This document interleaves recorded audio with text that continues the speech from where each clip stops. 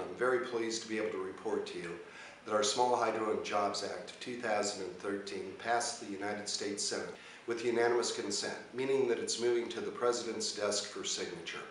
This is an important step to be able to create jobs in our district, to be able to put our people back to work, to be able to provide affordable, clean energy for our families and our communities, for those struggling senior citizens who are trying to be able to meet the bills. This is a step in the right direction, and we're very pleased to have been able to get that bill through both houses of Congress, and we look forward for the President to sign this into law soon. Secondly, we've also been able to move through the full Natural Resources Committee, our Wildfire and Healthy Forest Management Act of 2013.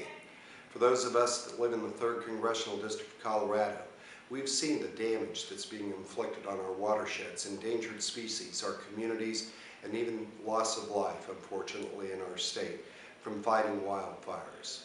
We believe that this piece of legislation to be able to empower our governor, our county commissioners, the people who love our land and live near it the most, to be able to participate in that process of identifying areas of imminent threat, to be able to get in and address these real concerns, and to be able to fight back against these ongoing wildfires that we're seeing throughout the entire western United States. We look forward to that legislation being on the full House floor soon, and we'll hope that they'll be able to move that through the Senate. This is important for the entire western United States. Two other bills that we are working on at this time, and we're going to continue to have a lot of issues on as we move into the fall of this year, as well as keeping the IRS out of our health care. From one of our last updates, you may recall that we had Director Werfel of the IRS before the full Small Business Committee. When I questioned him about the impacts and mismanagement in the IRS, not being able to answer a question and guarantee it for the American people, we now have another concern that was actually confirmed by Director Werfel when it comes to Obamacare and its impact on our small businesses and our ability to be able to create jobs and to be able to keep the jobs that we currently have.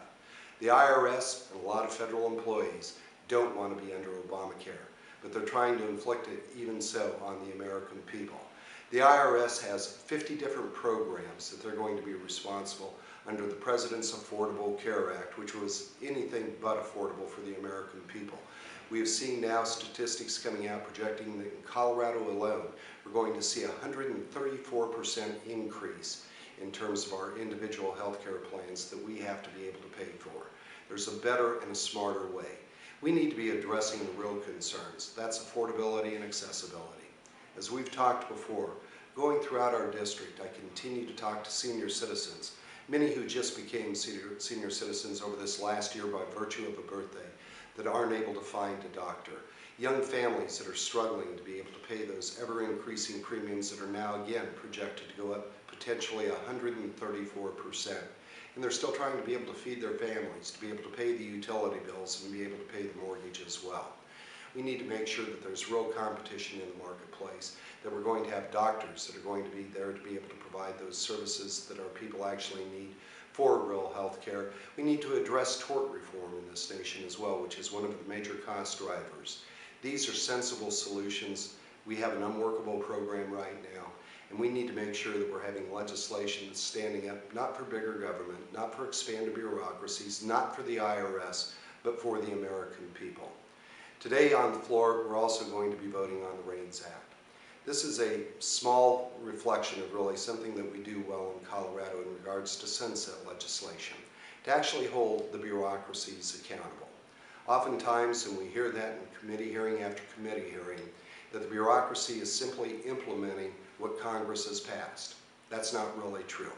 What we see after a piece of legislation is passed is that the bureaucracy fills in those blanks with rules and regulations, never brought back to the originating committee or to the full House or Senate for actual approval, actually empowering the bureaucracies. What the RAINS Act is going to do is to put Congress where it should be, back in charge of the bureaucracies.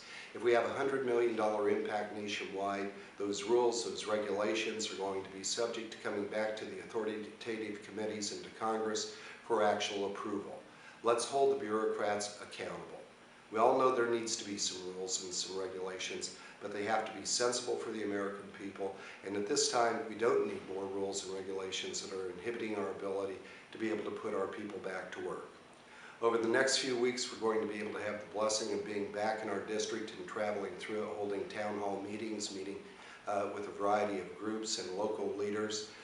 Please look into our website for updates on those locations, and we look forward to seeing you soon.